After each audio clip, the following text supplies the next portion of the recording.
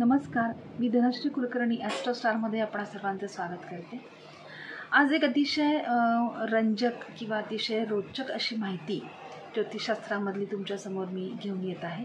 आपणा सर्वांना इंग्लिशमधले अल्फाबेट्स माहितीच आहेत। आत्ता सध्या तरी आपण आपलं नाव जे आहे ते प्रत्येक ठिकाणी इंग्लिशमधल्या अल्फाबेट्सनी सुरुवात करत असतो। तर या प्रत्येक अल्फाबेटला, प्रत्येक मुळाक्षराला काही ना काहीतरी अर्थ आहे, त्याचं काही ना काहीतरी मीनिंग दडलेलं आहे, ते कशाचं तरी प्रतीक आहे आणि त्याचा स्वतःचा असा एक अंक असतो।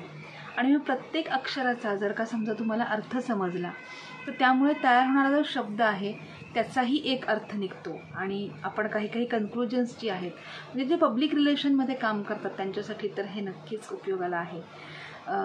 अनेक ठिकाणी आपल्याला कधी कन्फ्युजन असतं एखाद्या व्यक्तीविषयी, तर तेव्हा आपण दूर करण्यासाठी सुद्धा या माहितीचा उपयोग करू शकतो। तर आपण रोज 2-2 लेटर्सबद्दल माहिती करून घेऊया। आज आपण पाहणार आहोत अल्फाबेटमधलं पहिलं लेटर ए।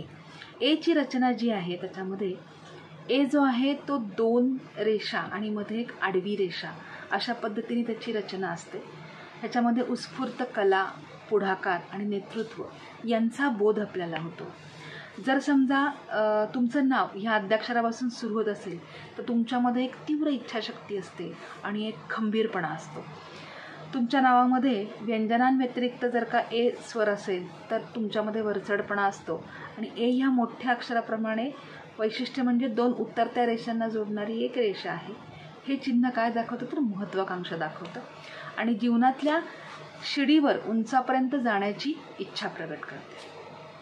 आता दुसरं लेटर आहे बी लेटर।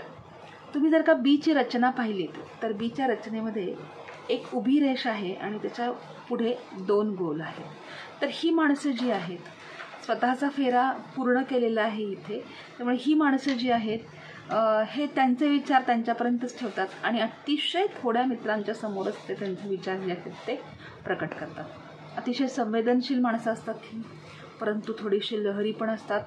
अनोळखी लोकांमध्ये भाग घेण्यामध्ये किंवा त्यांच्यात मिसळण्यात तुम्हाला थोडासा वेळ लागतो। ही लोक लगेचच मिसळत नाहीत, त्यांचं चांगल्या तऱ्हेचं सहकार्य असून दुसऱ्यांच्या विचारांप्रमाणे वागतात आणि तुम्हाला आवडतात सुद्धा।